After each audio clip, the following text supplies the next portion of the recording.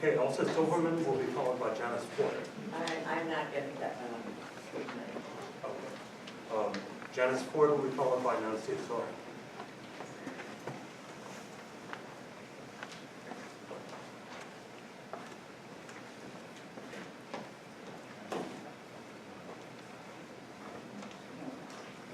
Hello, I'm Janice Ford. Thank you for letting us speak this evening.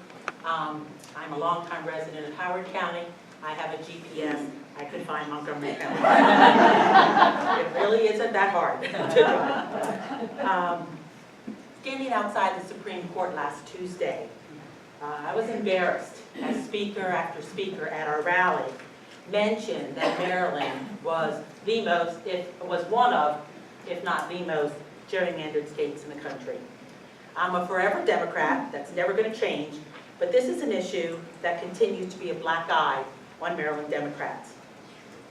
Partisan gerrymandering, like racial gerrymandering, violates the voters' rights to be treated equally. I'm asking that we pursue an independent redistricting commission, totally non-political and above the governor's veto. An independent commission is absolutely needed now, at this time more than any other time, to bolster the public confidence in our elections. Public confidence is at an all-time low as we constantly deal with false accusations of widespread voter fraud and, of course, the foreign interference in our elections. Sophisticated computer modeling was used by the Wisconsin Republicans in 2011 to create their map, which is now the source of all contentions. Consider the advances in computer modeling available now that our independent commission will have available to them to successfully restructure our districts. I'm not a computer person, but I know they can figure it out. And if we can even find something individually like that. I feel it's very important that we let every vote count to create a truly independent commission to form our districts fairly. I do have one question, however. How will we, and I just may not understand Maryland law, how do we reconcile such a commission with Senate Bill 1023, which was passed this past year?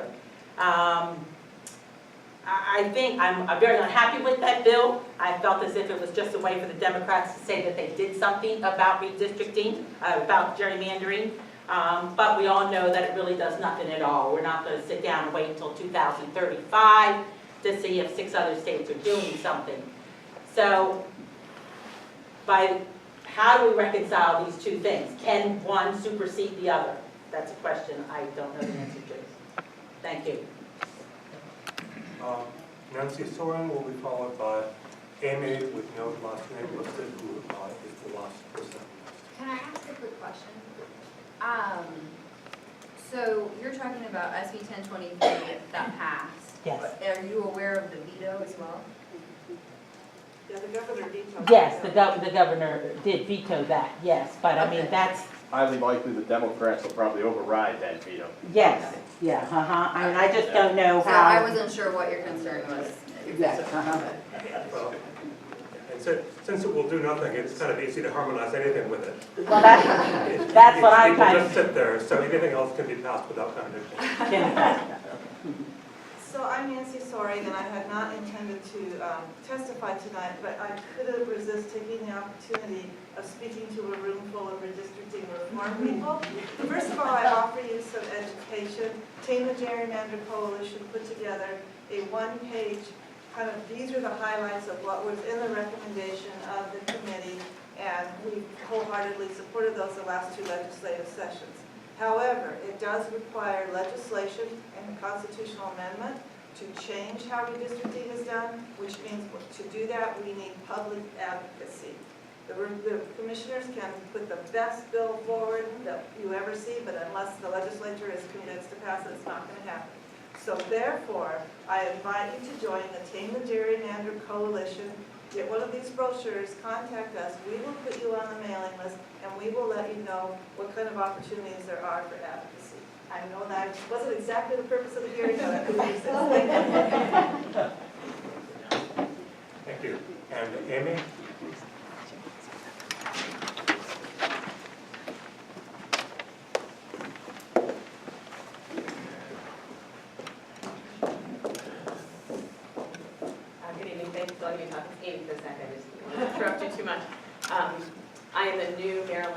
resident, moved from DC, so I guess my vote counts just a little bit more now than it did a couple months ago before I moved.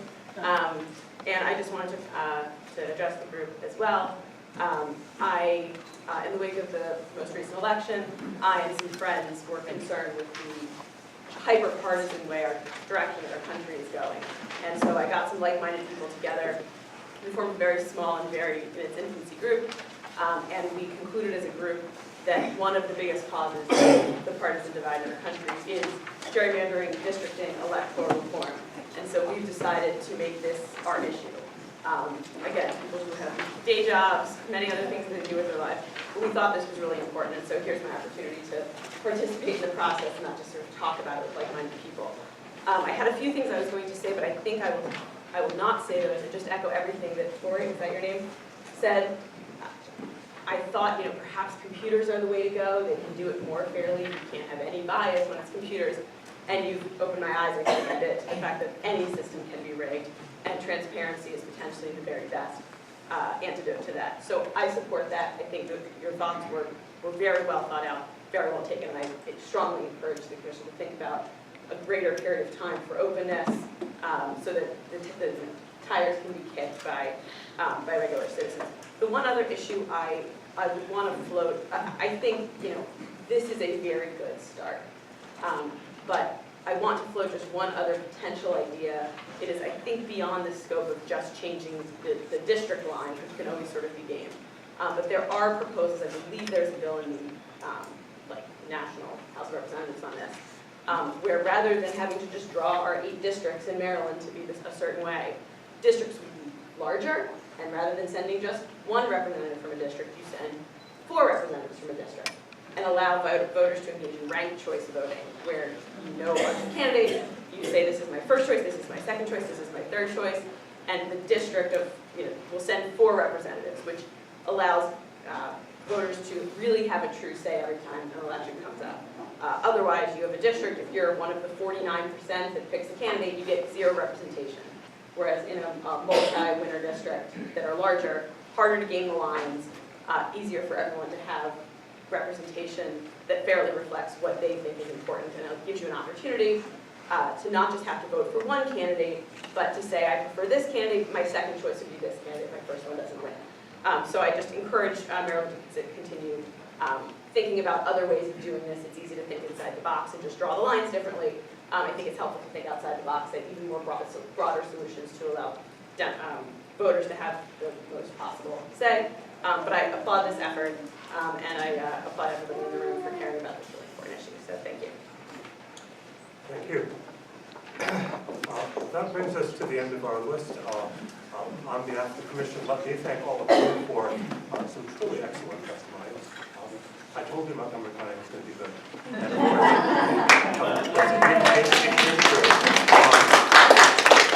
Let me ask the other commissioners, any comments or any business that you would like to put in before? Let me first of all thank everyone for coming. This has been a great turnout.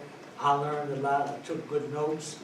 And the only question that I have, again, is in terms of how did you get notice of this particular event? Because it's very important that we go to these counties, we let people know that we're out here and we want to hear from you.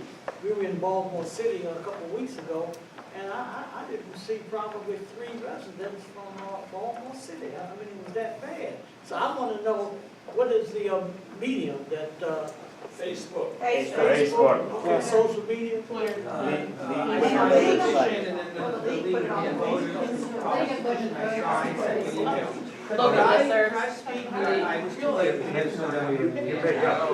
the way, we were on NPR this morning. Yeah, we were on NPR. Ashley says, you certainly made it. I want to give a shout out. Montgomery Community Media put it in their top 5 things going on today in Montgomery County. Check out that. Civic Association. Yeah. League of Women Voters. League of Women Voters, okay.